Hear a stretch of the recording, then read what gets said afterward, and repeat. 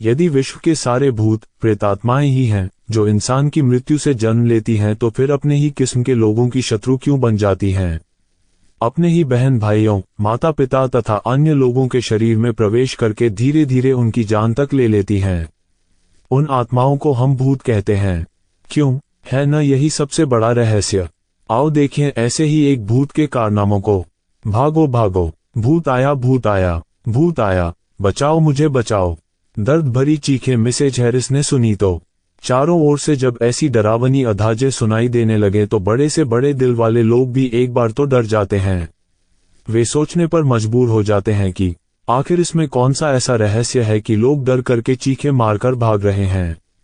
वैसे भूत का नाम तो हम बचपन से ही बच्चों के मन में बैठा देते हैं कि वो बचपन से लेकर जवानी तक चिंता में ही डूबा रहता है।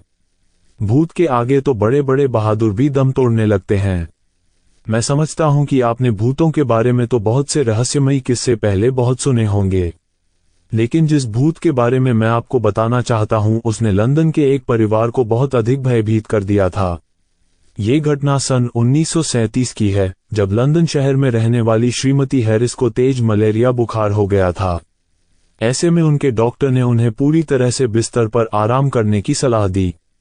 क्योंकि श्रीमती हैरिस अकेली रहती थी, उसकी देखभाल करने वाला घर पर कोई नहीं था, इसलिए उसने अपनी देखभाल के लिए युवा नौकरानी को रख लिया था। वो लड़की बहुत मन से श्रीमती हैरिस की सेवा कर रही थी, मगर वो बेचारी बीमारी तो दूर नहीं कर सकती थी। असल में बीमारी दूर करना तो डॉक्टरों के वश की बात ही थी। वो तो केवल सेवा ही कर सकती थी जो दिन रात कर रही थी। एक दिन सुबह के समय जब नौकरानी मारिया श्रीमती हैरिस का नाश्ता लेकर उनके कमरे में प्रवेश कर रही थी तो उसने डरी हुई आवाज में कहा, देखो, कोई आदमी मेरा पीछा कर रहा है मैडम आप। उसकी आवाज गले में ही दबकर रह गई। मैडम ने मारिया के चेहरे को देखकर अंदाजा लगा लिया था कि वो इस समय काफी डरी हुई है। उसकी आवाज गले में फंस रही है। तभी उसने अपने पलंग से उठते हुए कहा, डरो नहीं बेटी, चलो मैं चलकर देखती हूँ। ये कहती हुई वो बड़ी कठिनाई से उठकर चलती हुई बाहर निकली। उसने चारों ओर घूमकर देखा, यहाँ तक कि मकान का कोना कोना छान मारा, मगर उसे कहीं भी कोई इंसान नजर नहीं आया। वो अपना सिर हिलाती हुई अंदर आई और मारिया से बोली, बाहर आदमी तो क्या, आदमी की छाया तक नहीं है, लगता है तुम्हें कुछ वहम हो गया है। नहीं मैडम, मैं सच कहती हूँ कि मैंने कोई भूल नहीं की। मैंने स्वयं एक काली छाया को अपना पीछा करते देखा है। आज से पहले मैंने कभी वहम नहीं किया, तो अब क्या करूंगी? मगर मैंने तो मकान का कोना कोना छान मारा है, मुझे तो कुछ भी नजर नहीं आया। ये तो हो नहीं सकता कि उस आदमी को धरती निगल गई हो या फिर आकाश पर पड़ गया हो। वही घर है, वही मैं हूँ, वही तुम हो। मैडम आप विश्वास करो कि मैंने खुद अपनी आंखों से उसे अपने पीछे आते देखा है। देखा भी था तो ये समझ लो कि वो तुम्हारा वहम ही था। अब उस वहम को मन से निकाल दो। जाओ, ईश्वर को याद करो और अपने कमरे में जाकर सो जाओ। थोड़ी देर आराम कर लोगी तो यह वहम ठीक हो जाएगा। मारिया बेचारी अपनी मालकिन के आगे क्या बोल सकती थी। वो चुपचाप कमरे से निकल गई। उसे एहसास हुआ कि शायद मुझसे ही ऐसी कोई भूल हो गई है। मालकिन बेचारी तो बीमारी की हालत में उठकर घर का कोना कोना छान आई है। मारिया के जाने के पश्चात श्रीमती हैरिस एक बार फिर से सोच में पड़ गई। उसे अचानक ही एहसास हुआ कि इस समय उसके कमरे में कोई और आदमी भी है। वह सामने की ओर आंखें टिकाए सोच में डूबी हुई कमरे को घूर घूर कर देख रही थी, जैसे वह किसी को तलाश कर रही हो। उसके अंदर से अनजाना सा भय बार बार उठकर उसे चिंतित कर रहा था। एक बार तो उसकी यह हालत हो गई थी कि वो बुत सी बनी उस द्वार को देख रही थी जिसके ऊपर से काली परछाइयां बार बार आंखों के सामने आती जाती थीं। लेकिन आश्चर्य की बात तो ये थी कि उसे कुछ भी तो नजर नहीं आ रहा था। हालांकि मैडम अपने जीवन में कभी डरी नहीं थी, परंतु आज पहली बार उसे एहसास हो रहा था कि डर नाम की कोई चीज इस संसार में है। एक समय में तो ऐसा भी आया कि उसने अपने करीब ही किसी की गर्म गर्म सांसों की आवाज सुनी। डर के मारे उसके गले से चीख निकलती निकलती गले में ही फंस कर रह गई। दूसरी ओर मारिया बेचारी अपने कमरे में अकेली लेटी यह महसूस कर रही थी कि उसके आसपास अब भी कोई छाया चक्कर काटती फिर रही है। ये बात अब वो अपनी मालकिन से भी नहीं कर सकती थी, क्योंकि वो तो पहले ही उसकी बात मानकर काफी कष्ट उठा चुकी है। किसी रोगी को बार बार तंग करना अच्छा नहीं है, क्योंकि वो तो पहले ही उसकी बात मानकर काफी कष्ट उठा चुकी है। किसी रोगी को बार बार तंग करना अच्छा नहीं है। यही सोचकर मारिया डर के मारे दुबकी हुई अपने कमरे में पड़ी रही। वो महसूस कर रही थी कि इस घर में वो बुरी तरह फंस गई है। अब भी कोई छाया उसका पीछा कर रही है। उसे भाग जाना चाहिए। इस मकान से फरारी ही एकमात्र रास्ता है, नहीं तो ये रहस्यमयी छाया उसे नहीं छोड़ेगी। वो इसी मकान में मर जाएगी। ये बुढ़िया तो बच भी जाएगी, लेकिन वह जवानी में ही। मौत का भयंकर साया उसके पूरे शरीर को अपनी चपेट में ले रहा था। वो महसूस कर रही थी कि अभी अभी काली छाया उसका गला दबाने वाली है। गला दबते ही उसकी सांस बंद हो जाएगी और वह सदा के लिए इस संसार से विदा ले लेगी। उसके शव को एक लकड़ी के बक्से में बंद कर जमीन में दबाकर मिट्टी में दबा देंगे। बस ऊपर एक तख्ती लिखकर लगा देंगे, स्व मारिया जन्म मृत्यु। बस यही बचेगा इस संसार में। उसके जीवन की भांति इस समाधि का भी अंत हो जाएगा। उसकी जगह पर कुछ वर्षों के पश्चात किसी और को भी दबाया जा सकता है। ऐसी ही है ये दुनिया। सब लोग ही मौत के नाम से डरते हैं। जीवन से तो सभी प्यार करते हैं। इसका उदाहरण उसके सामने था। ये बूढ़ी जो जीवन और मृत्यु के बीच में लटक रही थी और फिर भी मौत से डरती थी। मारिया ने महसूस किया वह छाया अब भी उसके चारों ओर चक्कर काट रही है। काली छाया नहीं, ये तो मौत की छाया है जो उसे ले जाना चाहती है। उसने बुढ़िया को छोड़कर उसे ले जाने का फैसला कर लिया है। बुढ़िया बच जाएगी, वो मर जाएगी। नहीं नहीं, वो मरना नहीं चाहती, वो तो जीना चाहती है। अपने उस प्रेमी के लिए, उस जानी के लिए जो मुझसे प्रेम करता है। वो तो उसके बिना एक पल नहीं रह सकता। यदि काली छाया ने उसे मार डाला तो जानी भी मर जाएगा। एक ही दिन में 2 खून हो जाएंगे। मारिया का सारा शरीर पतझड़ के पत्ते की भांति कांप रहा था। उसने महसूस किया कि इस ठंड के मौसम में भी उसे पसीने आ रहे हैं। जानी उसकी प्रतीक्षा कर रहा होगा। जानी का हंसता हुआ चेहरा अब भी उसकी आंखों के सामने घूम रहा था। उसकी नीली आंखें, गोरा रंग, गठा हुआ शरीर। उसके होठों पर हर समय हंसी नाचती रहती थी। कितना प्यार करता था वो उससे। प्यार के सपने, शादी के वायदे, सब कुछ ही तो किया था उसके जाने से। मगर ये सब वायदे धरे के धरे रह जाएंगे।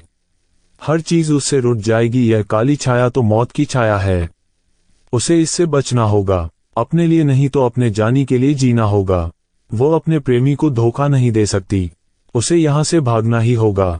वो ये भी जानती थी कि यदि मैंने मालकिन को जाने के लिए बोला तो वो कभी मानने वाली नहीं। इसलिए मारिया ने रात को भाग जाने की पूरी तैयारी कर ली। जैसे ही उसने मालकिन को नींद की गोली देकर सुला दिया तो उसी रात वो चुपके से घर से भाग गई। नौकरानी के भागते ही श्रीमती हैरिस के दिल पर क्या बीती, ये तो बेचारी वही जानती थी। उसे इस बात का पता जरूर लग गया था कि उसके घर में किसी भूत की छाया पड़ रही है। कोई दुष्ट आत्मा उनके घर में घुस आई है। ये केवल उसका वहम नहीं था, परंतु उसने उस छाया को कई बार महसूस किया। कई बार उसके नथुनों से निकली गर्म गर्म सांसों को उसने महसूस किया था। एक बार तो उसने यहाँ तक भी महसूस किया कि उसने अपना हाथ उसके हाथ में दे दिया जो बहुत ठंडा था, जैसे कोई बेजान सी चीज हो। उस दिन से ही श्रीमती हैरिस ने अपने फ्लैट को किसी और को किराए पर देने का फैसला कर लिया और अपने लिए एक बड़ा फ्लैट किराए पर लेकर रहने लगी। अपने फ्लैट को जिसको किराए पर दिया था उसे उसने भूत वाली बात बिल्कुल नहीं बताई थी। यदि वो ऐसा करती भी तो इसे शायद ही कोई किराए पर लेता। श्रीमती हैरिस के मकान में जूली नाम की लड़की आई थी जिसने अभी अभी MA की परीक्षा दी थी। जूली जब इस मकान में आई तो उसके साथ वहां एक घटना घटी। रातों को उसने अक्सर उस काली छाया को फ्लैट में घूमते देखा, मगर वो शुरू में तो उसे अपना वहम समझ रही थी। लेकिन जब यह मामला हर रोज का ही हो गया तो उसे महसूस होने लगा कि इस मकान में कोई न कोई गड़बड़ तो जरूर है। यह उसका वहम ही नहीं बल्कि सत्य है। हर रात कोई न कोई चीज उसके घर में आती है। ये वास्तव में ही कोई भूत है। यह उसका कोरा वहम नहीं है। उसने कई बार उसे आते जाते देखा है। हालांकि वो अपने आप को कभी कमजोर दिल औरत नहीं मानती थी, बड़े से बड़े संकटों में भी हिम्मत हारना नहीं सीखा था। इस मकान में आकर तो उसकी भी हिम्मत जवाब दे गई। एक रात को तो उसकी हालत ही खराब हो गई थी जब वो फटी फटी आंखों से उस काली छाया को नृत्य करते देख रही थी। उसने रात को अपने पति को बताया तो वह भी डर गया था। वो पहले से ही कुछ डरपोक किस्म का आदमी था, अब तो उसकी हालत और भी खराब हो गई। उसने अपनी पत्नी से कहा, हमें इस फ्लैट को बहुत जल्द छोड़ देना चाहिए, मगर इतनी जल्दी और फ्लैट मिलेगा नहीं। इस भूत बंगले में रहने से तो कहीं अच्छा होगा कि हम किसी जंगल में जाकर रह लें। तो आप क्या समझते हैं, ये भूत हमारा पीछा छोड़ देगा? जब हम उसका घर छोड़ देंगे तो वह हमारा पीछा क्यों करेगा? इसलिए कि भूत जब एक बार किसी के पीछे लग जाता है तो उसे छोड़ता नहीं।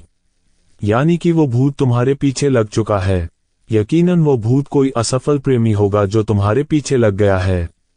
आपको मजाक सूझ रहा है, मेरी जान पर बनी रही है। मैं तो कहता हूं कि इस फ्लैट को छोड़ दो, मगर जाएंगे कहां? पहले कोई ठिकाना तो ढूंढ ले, फिर ही तो खाली करेंगे। जैसी तुम्हारी इच्छा। मेरा क्या है, मैं तो उस भूत के बच्चे को वैसे ही ठीक कर दूंगा। बस रहने दो, बहुत देख ली बहादुरी आपकी।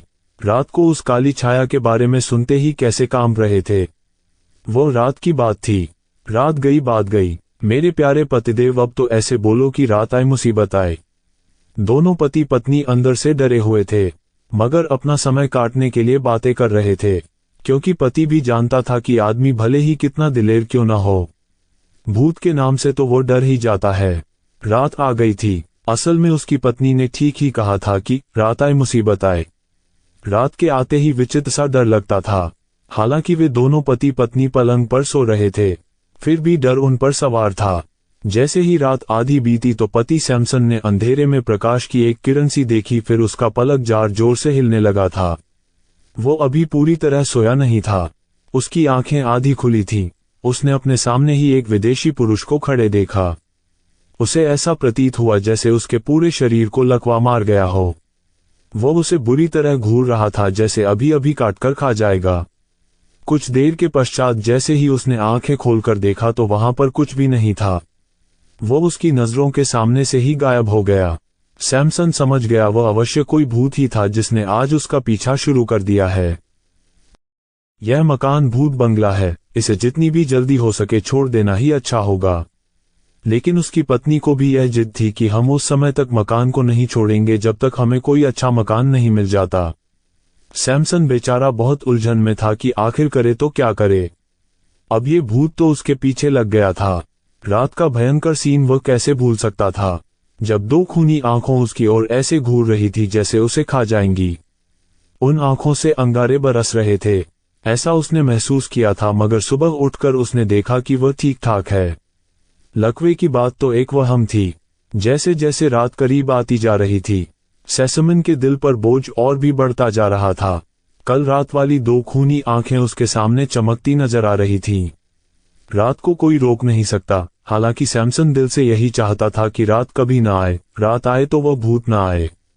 मगर रात आई। सैमसन पलंग पर लेटकर नींद को बुलाने का प्रयास कर रहा था, मगर नींद नहीं आई। उसके स्थान पर वही काली छाया जरूर नजर आने लगी थी। फिर एक खूनी आंख, जैसे शिकारी बिल्ली की आंख होती है, उस आंख के साथ ही उसने एक हाथ को अपनी ओर बढ़ते हुए देखा। करीब ही था हाथ, शायद वो हाथ उसका गला दबाना चाहता था। चारों ओर भयंकर खामोशी थी। बाहर कुछ आवारा कुत्ते आकाश की ओर मुंह उठाकर रो रहे थे। शायद भूतों को देखकर कुत्तों के रोने की बात सच हो गई थी। वो हाथ बराबर आगे बढ़ रहा था। कुत्तों के रोने की आवाजें तेज हो रही थीं। वो आंख अब भी अंगारे उगल रही थी। उसकी पत्नी मस्ती का नींद सो रही थी। वो डर के मारे कांप रहा था। वह हाथ और आगे बढ़ा। किसी ने ठीक ही कहा है कि डूबता हुआ इंसान तिनके को भी सहारा समझकर डूबने से बचने का प्रयास करता है, मरता क्या न करता। अब सैमसन के सामने उसे बचाने का एक ही रास्ता था। आखिरी रास्ता यही रह गया था कि वो उस हाथ को पकड़ ले और इन अंगुलियों को अपने दांतों से काट डाले ताकि यह अंगुलियां उसकी गर्दन को दबा न सकें। सैमसन ने उसके हाथ को पकड़ने के लिए अपने हाथ आगे बढ़ाए, मगर भूत भी उससे कोई कम होशियार नहीं था। उसने भी अपना हाथ छुड़वाने की पूरी कोशिश की। इसी छीना झपटी में सैमसन के हाथ में उसकी अंगुली आ गई। बस फिर क्या था, क्रोध से भरे सैमसन ने उस अंगुली को पूरी ताकत से पकड़कर अपने दांतों तले लेकर काट डाला। फिर वो पागल सा हो उठा। उसने एक चीख सुनी, फिर किसी के भागने की आवाज सुनाई दी। उसकी गर्दन दबने से बच गई। जान बची तो लाखों पाए। दूसरी सुबह ही सैमसन ने उस फ्लैट को खाली कर दिया। दोस्तों, क्या आप भी भूत प्रेत पर विश्वास करते हैं? क्या आपके साथ भी कोई ऐसी घटना घटित हुई है? अपने विचार कमेंट बॉक्स में लिखें और साथ ही हमारे चैनल को सब्सक्राइब और नोटिफिकेशन को ऑन करना न भूलें। आपका दोस्त मिस्टीरियस फ्राइडे।